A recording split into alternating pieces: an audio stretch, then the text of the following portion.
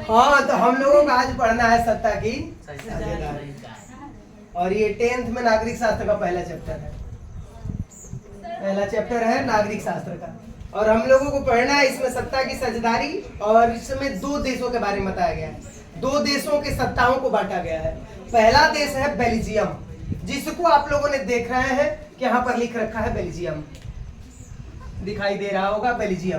तो बेल्जियम की जब बात करते हैं तो बेल्जियम एक जो है यूरोप महाद्वीप में एक छोटा सा देश है। किस महाद्वीप में बसा हुआ है? यूरोप महाद्वीप में। बेल्जियम की जब बात करते हैं तो ये जान लें कि बेल्जियम है जो देश है किस महाद्वीप में? तो यूरोप महाद्वीप में। यूरोप महाद्वीप। जैसे हम भारत की बात करें तो भारत की बात करते हैं तो भारत एशिया महाद्वीप में है, ऐसे ही बेल्जियम यूरोप महाद्वीप में है, छोटा सा देश है। इसके जब सत्ता की बात हुई तो यहाँ के लोग लड़ गए, और लड़ाई हुई भाषा को लेकर। भाषा को लेकर लड़ाई शुरू हुई। इस देश की राजधानी ब्रुसेल्स है। आप देख रहे होंगे कि इस देश की राजधानी का नाम ब्रुसेल्स है, जो इधर मैप में बनी हुई है। इस देश के नाम राजधानी का नाम ब्रुसेल्स, और यहाँ पर जो लोग रहते हैं वो 100% रहते हैं। और ये जो लोग थे दो भाषाओं में बटे हुए थे। 80% लोग, ये 100 वाले 80% लोग क्या बोलते थे?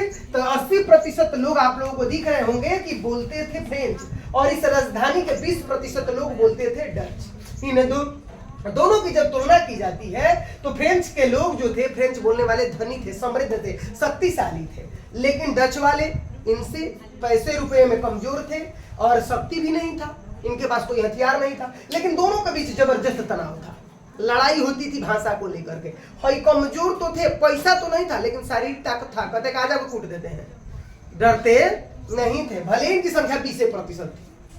और इसके बाद जब बात आगे बढ़ती है तो ये जान लें कि जहां ये जो भाषा है ब्रुसेल्स राजधानी के बारे में इतनी बात हो गई, इसके बाद अब पूरे देश के बारे में बात करने जा रहे हैं। पूरे देश जो है ये दो क्षेत्रों में बटा हुआ था। दो क्षेत्र में था, एक फ्लेमिश क्षेत्र था, दूसरा वेलोनिया क्षेत्र था। यहाँ देख रहे होंगे लिखा है वेलोनिया और इधर लिखा है फ्लेमिश।